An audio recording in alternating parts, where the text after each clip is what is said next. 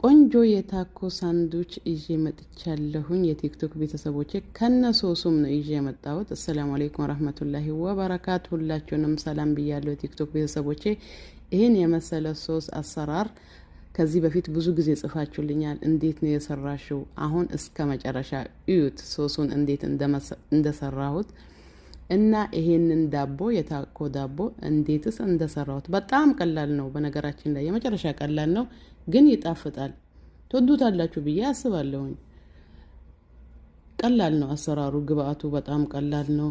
እዚህ ጋር ሶሱን ነው መጀመሪያ መሰራው፣ መቀዝቀዝ ስላለበት አንድ ብርጭቆ ወተት ጨምሬያለሁ። እኔ ብዙም ጊዜ አለካም፣ ለምን እንደሆነ አላውቅም።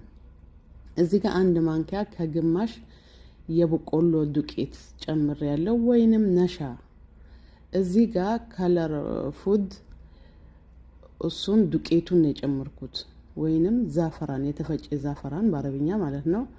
እሱን ትንሽዬ በማንኪያው ጫፍ ነው የጨመርኩት።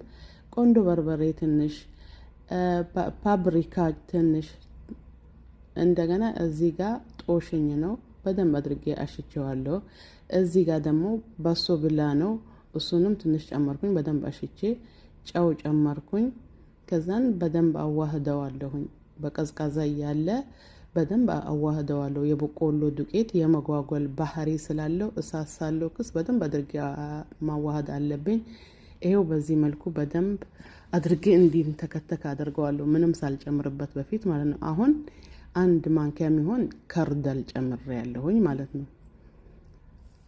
አሁን እዚህ ጋር በደንብ ተንተክትኮልኛል። አሁን ግብአቴን ጨምራለሁ። እዚህ ጋር ቺደር ቺዝ ጨምሬያለሁ። ቺደር ቺዝ፣ እንደዚህ ማንኛውም ቺዝ መጨመር ትችላላችሁ፣ ግን ትንሽ ቢጫ የሚሆን ለጣዕሙ የሚያግዘው ይሄ ጨምሬያለሁ እሱን። ከዛ በኋላ 10 ግራም የገበታ ቅቤ ጨምሬያለሁኝ። ይሄው 10 ግራም የገበታ ቅቤ።